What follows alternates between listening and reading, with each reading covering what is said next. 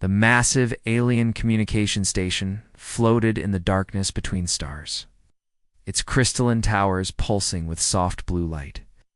Inside the main control room, Coordinator Vextal moved his 4 long arms across the glowing control panels with practiced grace. His large black eyes studied the data flowing across dozens of screens, each one showing different star systems throughout the galaxy. "Sir, we have detected another developing civilization," his assistant called out from across the room.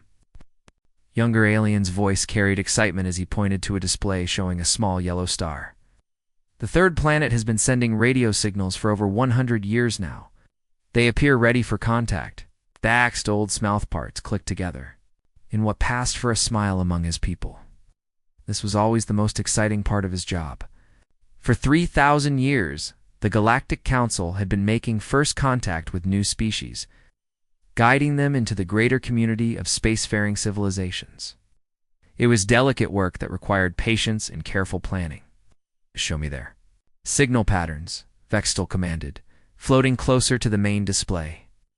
The screens filled with colorful waves representing the electromagnetic radiation coming from the distant planet.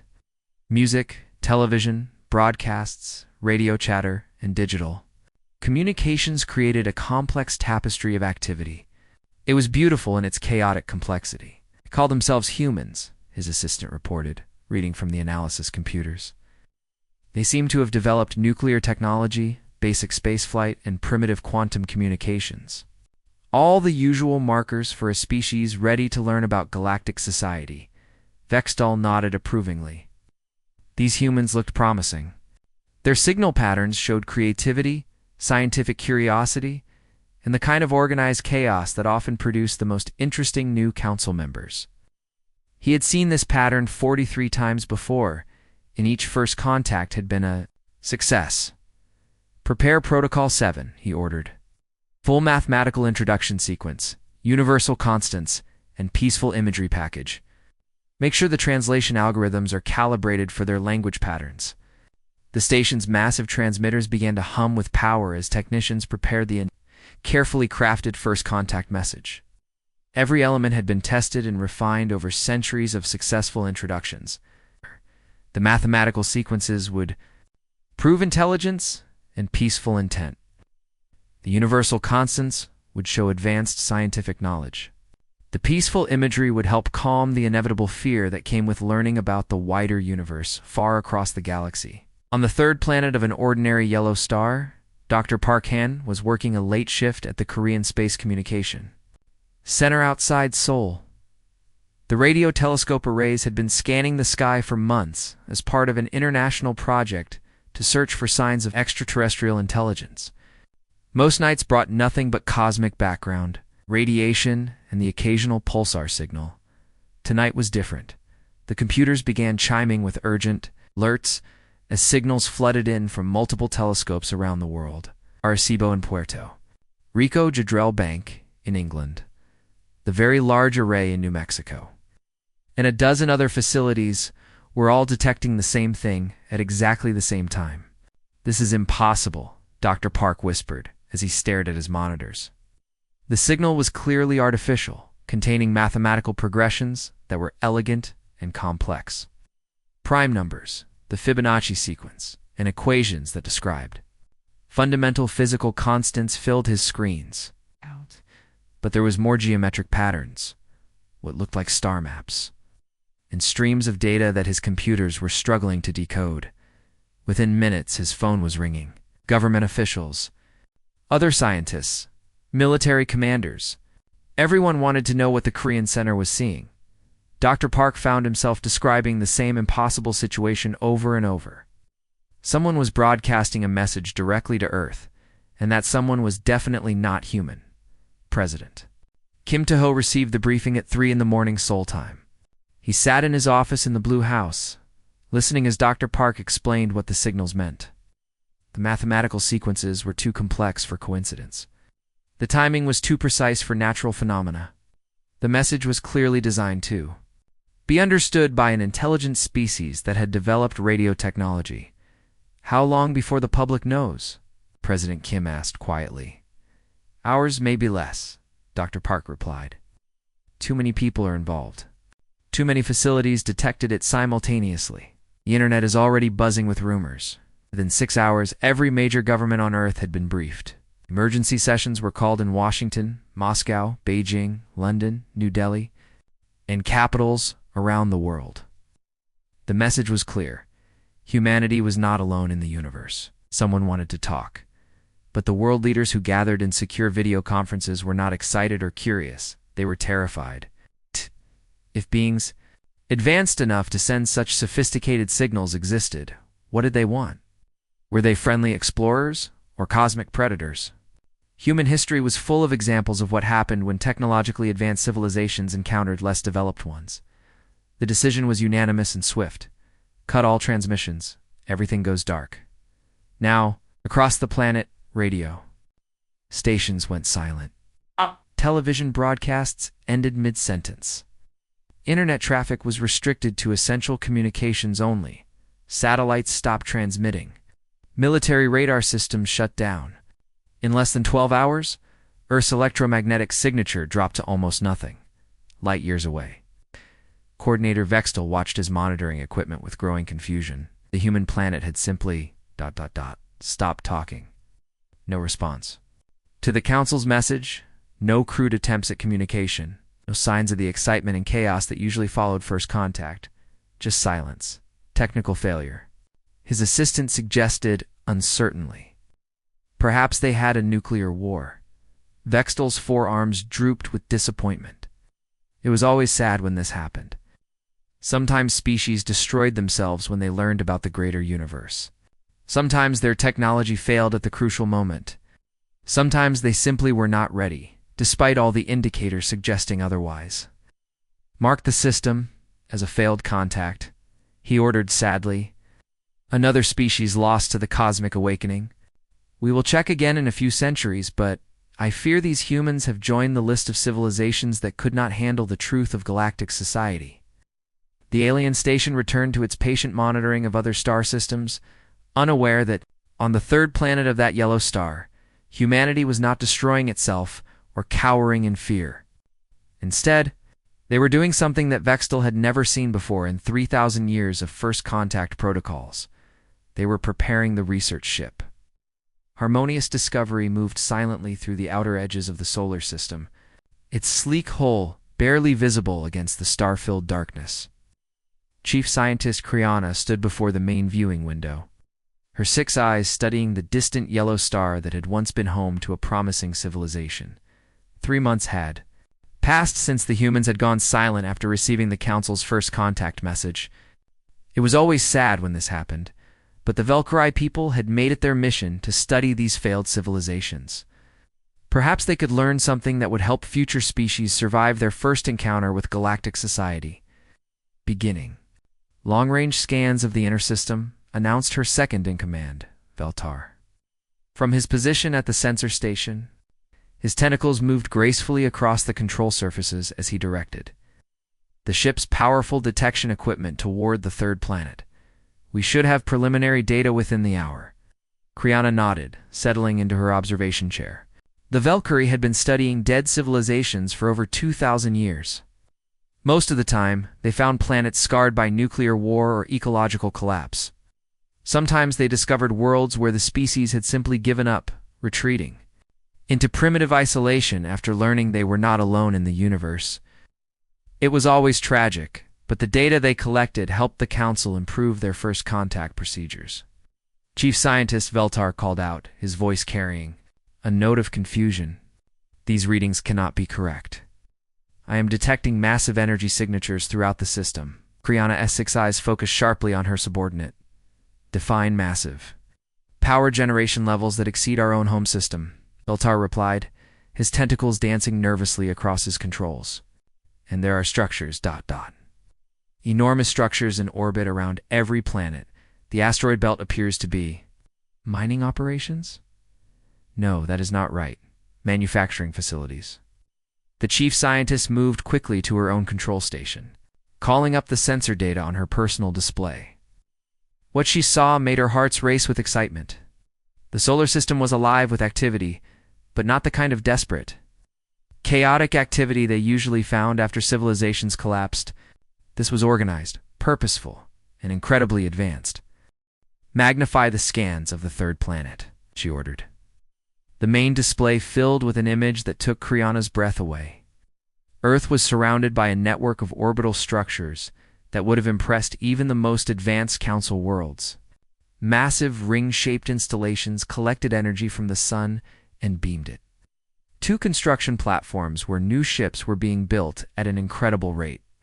Space elevators stretched from the planet's surface to orbital factories. Defensive. Platforms bristled with weapons that the ship's computers could not even identify.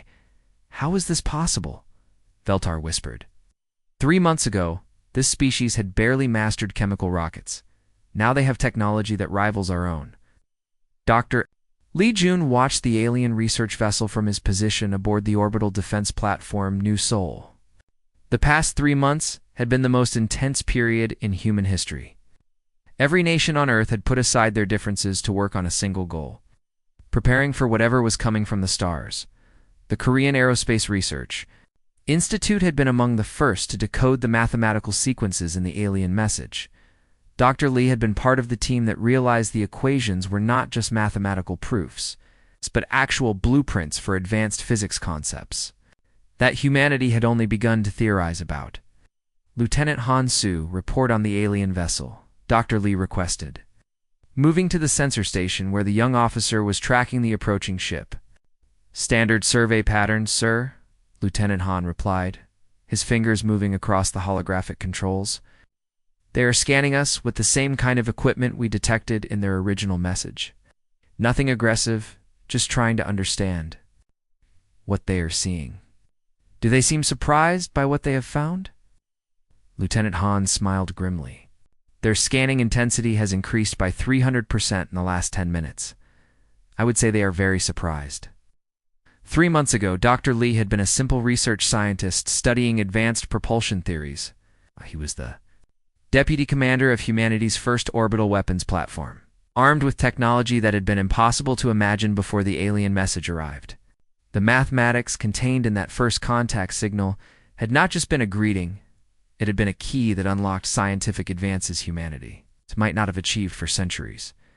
Admiral Park Soo-jin stood on the command deck of the flagship, Incheon rising, watching tactical displays that showed the positions of Earth's new fleet. In 3 months, humanity had gone from having a few research stations in orbit to commanding a space-based military force that could challenge any threat. Admiral, the alien vessel is maintaining a respectful distance, reported Commander Kim. Minho, from the navigation station, appeared to be conducting a detailed survey of our capabilities. Let them look, Admiral Park replied calmly. They will see exactly what we want them to see. The transformation had been incredible to witness.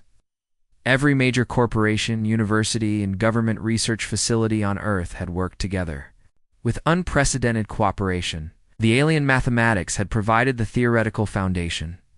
But human engineering and determination had turned those theories into reality at a speed that defied every assumption about technological development. Aboard the harmonious Discovery, Kriana stared at the data streaming across her displays with growing amazement. The humans had not just survived their first contact with galactic civilization, they had used it as a springboard to achieve advances that should have taken millennia.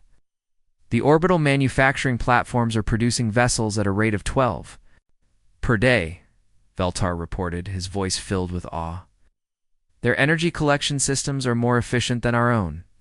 And these defensive installations. Chief Scientist, I believe they could challenge a Council battle fleet. Kriana's excitement reached new heights. In 2,000 years of studying failed civilizations, she had never encountered anything like this. The humans had not collapsed or retreated in fear. Instead, they had somehow used the Council's own first contact message to bootstrap their entire civilization to an advanced state in just 3 months. Prepare a communication array, she ordered, her voice trembling with anticipation. We must establish contact immediately. This species represents an unprecedented development in galactic history. It may be the most remarkable civilization we have ever encountered. She began composing what she believed would be remembered as one of the most important Messages in galactic history, the first communication between the Council and a species that had not just survived first contact, but had thrived because of it. What Kriana did not realize was that the humans had been watching her ship since the moment it entered their solar system, and they had been preparing for this moment just as carefully as they had prepared for everything else over the past 3 months. Chief Scientist Kriana was preparing her historic greeting message when the ship's warning system suddenly activated. Red lights flashed across the control room as Veltar's tentacles moved frantically over his sensor controls. Multiple contacts emerging from behind the third planet's moon, he announced, his voice tight with concern. Large vessels, definitely. Artificial, moving in formation toward our position. Kriana rushed to the main viewing screen, her 6 eyes widening as she saw what was approaching. 5 massive ships had appeared from Luna's shadow, their hulls gleaming with a dark metallic finish that seemed to absorb light. Each vessel was easily 3 times the size of the Harmonious Discovery, and their design spoke of military purpose rather than scientific exploration. "How did they hide from our sensors?" she whispered, watching the human fleet approach with perfect coordination. The ships moved like a single organism, their formation precise and disciplined. Captain Kim Minho stood on the bridge of the lead vessel, Bizen's Pride, watching the alien research ship through the main display. 3 months of intense preparation had led to this moment. Every detail had been planned, every possible scenario considered. Humanity's first real contact with galactic civilization would set the tone for everything that followed. "Distance to target?" he asked his navigation officer. 50,000 kilometers in closing, Lieutenant Park replied. "The alien vessel is maintaining position, but their power signatures suggest they are preparing defensive systems." "Communications. Are you ready to broadcast?" Captain Kim asked, turning to the young woman at the communications station. "Yes, sir." AI translation systems are online and have been analyzing their language patterns from the original first contact message. We can speak to them in their own language. Aboard the Harmonious Discovery, Kriana tried to maintain her composure as the human ships approached. She had studied dozens of species during their first contact experiences, and none had ever responded like this. The coordination and technology displayed by these vessels suggested a level of advancement that should have been impossible for a species that had gone silent just 3 months ago. "Open a communication channel," she ordered, her voice steadier than she felt. Ow. "Broadcast standard peaceful intentions on all frequencies." The message went out in the universal mathematical language that had worked with every species the Council had ever contacted. Mathematical proofs of peaceful intent. Scientific data showing their non-aggressive purpose, and clear signals that they came as friends and teachers. The response came back immediately, but not in mathematics. Instead, it came in perfect Valkyrie. Language, spoken with an accent that suggested the speaker had been studying their tongue for years rather than minutes. "Coordinator Kriana of the research vessel Harmonious Discovery." The voice said calmly, "You have made first contact with a species that was unprepared 3 months ago. You're prepared now." Kriana's primary heart skipped several beats. The translation was not just accurate, it was perfect. The grammar, the formal address protocols, even the subtle tonal inflections that indicated respect between scientific equals. How had they learned to speak Valkyrie so quickly? "This is impossible," Veltar whispered from his station. "No species learns that fast. The linguistic analysis alone should take years." Before Kriana could respond, the human ships demonstrated exactly how prepared they had become. Beams of energy that her sensors could barely detect struck the asterisk Harmonious Discovery asterisk with surgical precision. The ship's engines shut down instantly, not damaged but simply ... turned off. The navigation systems went dark. Life support continued, but every system related to movement or defense was disabled in seconds. "Our shields had no effect," Veltar reported, his voice filled with disbelief. "Whatever they used passed through our defensive screens like they were not there." Through the viewing ports, Kriana could see small pods launching from the human ships. They approached the Harmonious Discovery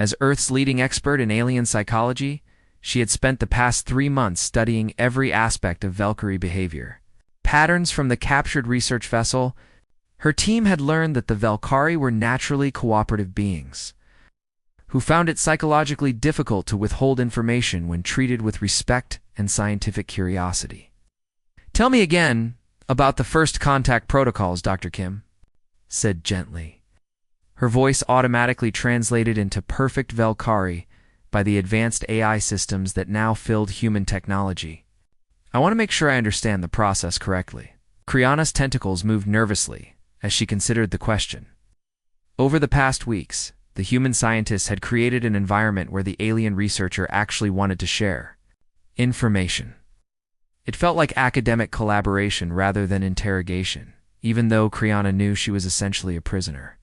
"The protocols are designed to be comprehensive," she began slowly. "When we detect a developing civilization, we do not simply send greetings. The mathematical sequences in our messages serve multiple purposes." Dr. Kim leaned forward slightly, her expression showing genuine scientific interest. This approach had proven most effective with the Valkyrie. They responded well to intellectual curiosity and academic discussion. "The mathematics are tests," Kriana continued, her resistance finally crumbling completely. "The prime number sequences measure basic logical thinking. The geometric progressions test understanding of advanced spatial concepts. The universal constants check whether a species has developed sophisticated physics theories. And based on these tests, you determine what?" Dr. Kim asked, though she suspected she already knew the answer. "We determine how much freedom they can be allowed," Kriana admitted, her voice carrying shame that surprised the human psychologist. "Species that show too much advancement too quickly are considered dangerous to galactic stability." In Seoul, President Song Jae-hoon listened to the interrogation through a secure communication link, his face growing darker with each revelation. The briefing room was filled with military commanders, scientists, and government officials from around the world, all hearing confirmation of humanity's worst fears about galactic civilization. "Define dangerous," Dr. Kim prompted gently. Kenny? "Species that develops faster than the established timeline," Kriana explained. "Any civilization that shows military potential beyond basic system defense. Any culture that demonstrates the kind of rapid technological advancement that could challenge council authority." "And what happens to these dangerous species?" Dr. Kim asked, though the room full of human leaders already suspected the answer. "They are guided," Kriana said, using the euphemism that clearly made her more comfortable. "Council forces occupy their systems and take control of their technological development. Their advancement is slowed to acceptable levels. Their military capabilities are limited to what the Council considers safe. They become resource providers and labor sources for more established civilizations." President Song felt his hands clench into fists as he listened. "Many species are currently under this guidance?" he asked, his voice transmitted to the interrogation room. Kriana's 6 eyes focused on the communication device, knowing she was speaking directly to Earth's leadership. 17 species are currently under full Council administration. Their home systems are occupied. Their technological development is controlled. They provide raw materials and manufactured goods to Council worlds while believing they are being protected from galactic dangers. Dr. Kim made notes on her tablet, though the conversation was being recorded and analyzed by dozens of human experts. "How long does this guidance typically last?" "Millennia," Kriana whispered. "Some species have been under Council control for over 5,000 years. They have forgotten they were ever independent. Their children are raised believing the Council saved them from self-destruction." The silence in the Seoul briefing room was absolute as the human leaders absorbed this information. General Park Kyungmin was the first to speak, his voice cold with controlled anger. "Military doctrine," he said simply. "We need to know how they fight." Dr. Kim nodded to her assistant, who activated the next phase of their carefully planned interrogation sequence. "Kriana, we need to understand Council military capabilities. How do they enforce this guidance?" The alien scientist's tentacles drooped with exhaustion and defeat. She had already revealed so much that continuing seemed pointless. "Council fleets are designed for overwhelming force projection. They maintain technological superiority through controlled development programs. When a species resists guidance, they send sufficient forces to demonstrate futility of resistance. How large are these fleets? Dr. Kim pressed. For a typical suppression operation, 200 ships carrying representatives from multiple council species. The psychological effect of facing a united galactic alliance usually breaks resistance within days. High above Earth's surface, Admiral Lee Dong-ho monitored the interrogation from his command center aboard New Jeju Station. Through the massive viewing windows, he could see the incredible transformation that had occurred throughout the solar system in just 3 months. Automated shipyards working around the clock had produced a fleet that would have been impossible to imagine before the alien contact. Analysis confirms their standard doctrine, he reported to Earth Command through secure channels. They expect to overwhelm us with numbers and psychological intimidation. They have never faced a species that used their own first contact message to bootstrap advanced technology. Mars had been transformed into a massive military command center. Its red surface now covered with defensive installations and communication arrays. The asteroid belt buzzed with automated mining and manufacturing facilities that produced ships, weapons, and defensive systems at rates that violated every assumption about industrial capacity. General Park. Kungmin studied tactical displays, showing defensive positions extending from Mercury to Neptune. Dyson collectors around the sun fed enormous amounts of power, too. Weapons platforms that incorporated technology reverse-engineered from the alien. Contact signal and improved by human innovation. Their response fleet will arrive within weeks. He announced to the assembled commanders. 200 ships, multiple species, expecting to find a primitive civilization ready to surrender after a show of force. Instead, they will find something the galaxy has never seen before, Admiral Lee replied with grim satisfaction. A species that used first contact as an opportunity rather than a surrender. President Song looked around the room at the faces of humanity's leaders. 3 months ago, they had been separate nations, often in conflict with each other. The alien contact had united them in a way that centuries of diplomacy had failed to achieve. The Council expects us to be victims, he said quietly. They have built their entire civilization on the assumption that younger species can be controlled and exploited. They are about to learn that some species refuse to be guided. Through the communication link, they could hear Dr. Kim asking one final question. Kriana, in all your thousands of years of studying civilizations, have you ever encountered a species that successfully resisted Council guidance? The alien scientist's response chilled every human who heard it. No. Never. Resistance is considered impossible once the Council commits to full suppression protocols. Then, President Song said with quiet determination, they are about to experience something completely new. The space around the edge of the solar system suddenly filled with light as 200 alien warships dropped out of faster-than-light travel. Massive fleets stretched across several million kilometers, their hulls gleaming with the combined technologies of 12 different civilizations. Each ship was a masterpiece of advanced engineering, designed to inspire awe and fear in any species that dared to resist the Galactic Council's authority. Fleet. Commander Talvik stood on the bridge of his flagship, the Galactic Harmony, surveying the tactical displays with complete confidence. His forearms moved gracefully across the control panels as he reviewed the fleet's composition. Heavy battleships from the warrior Krextai civilization, sleek cruisers built by the technologically advanced Morden, and support vessels from 10 other Council species. It was a force that had never been defeated in over 3,000 years of galactic peacekeeping operations. All ships report ready for standard pacification protocols, announced his tactical officer, a reptilian being whose scales changed color with his emotional state. Currently, they showed the calm blue of professional confidence.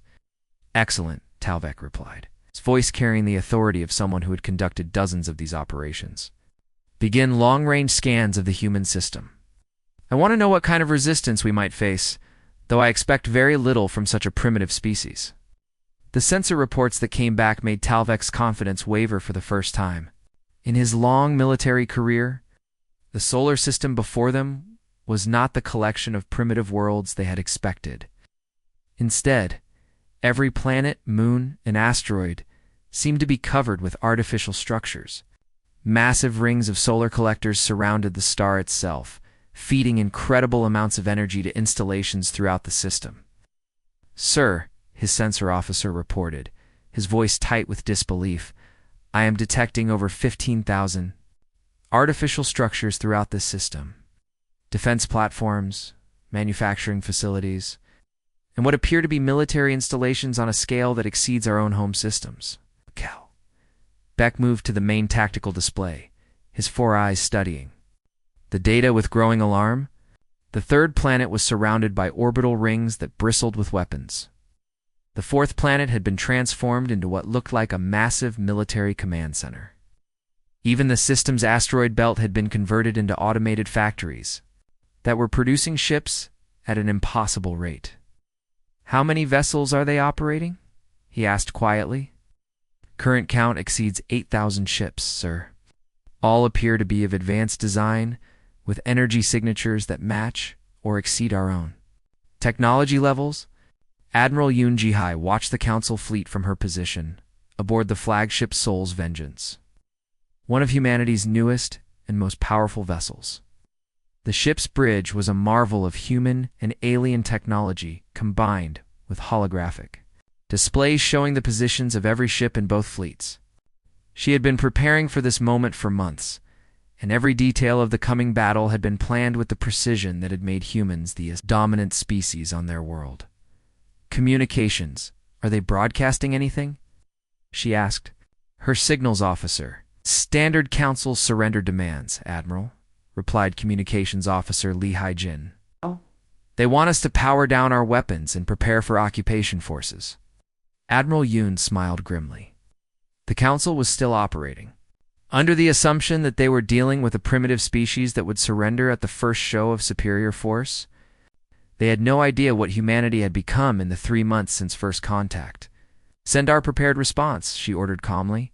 The message that reached Fleet Commander Talvik was delivered by Colonel Choi Min-seok, speaking from the bridge of a human vessel that the Council's sensors indicated was larger and more technologically advanced than their own flagship. "Council forces," the human said in perfect galactic standard, his voice carrying the calm confidence of someone delivering an ultimatum from a position of strength. "Out. You are outmatched, outnumbered, and outgunned. Surrender immediately, and you will be treated according to the same protocols you use for your guided species. Resist, and you will be destroyed." Talvik stared at the communication display in shock. The human was speaking their language perfectly, and the vessel he was broadcasting from showed energy readings that exceeded anything in the Council fleet. Around the human, other beings moved with the efficiency of a highly trained military crew, their equipment clearly superior to Council technology. "This is impossible," he whispered. 3 months ago, this species had barely developed space flight. His tactical officer's scales had turned deep red with alarm as more data poured in from the fleet's sensors. "Sir, they have ships emerging from concealed positions throughout the system. Current enemy vessel count is now over 12,000 and rising." What followed was not the military engagement that Talvik had expected. It was a complete demonstration of technological superiority that shattered every assumption that Council had held about warfare and advancement. Human ships moved with perfect coordination, their formations controlled by artificial intelligence networks that made split-second decisions across the entire fleet simultaneously. The Council's first salvo of weapons fire designed to disable a few primitive vessels as a show of force simply passed through the human ship's defensive screens without effect. In response, beams of energy that the Council's sensors could barely detect struck their vessels with surgical precision. Ship after ship found their engines disabled, their weapons offline, their defensive systems neutralized without any damage to life support or crew quarters. "They are not trying to destroy us," Talvik realized with growing horror. They are capturing us intact." Within 1 hour, the entire Council fleet had been disabled and boarded. Talvek found himself sitting in a detention facility aboard a human vessel, staring across a table at Admiral Kim Chang-ho as the human officer reviewed data from the captured council computers. "Fascinating reading," Admiral Kim said without looking up from the alien text scrolling across his personal display. 17 species currently under your guidance. 43 more in various stages of controlled development. Quite an impressive empire you have built on technological suppression and occupation. "You cannot do this," Talvek protested weakly. "The Council has maintained galactic peace for thousands of years." "Your version of peace," Admiral Kim corrected, "is built on keeping younger species as controlled resource providers while convincing them they are being protected. We have studied your methods thoroughly, and we find them unacceptable." The final transmission to the Galactic Council came from President Song Jae-hoon, speaking from what had once been the bridge of the Council flagship. Behind him, human technicians worked to download and analyze every piece of data in the ship's computers, learning the locations of every Council world and the details of every suppressed civilization.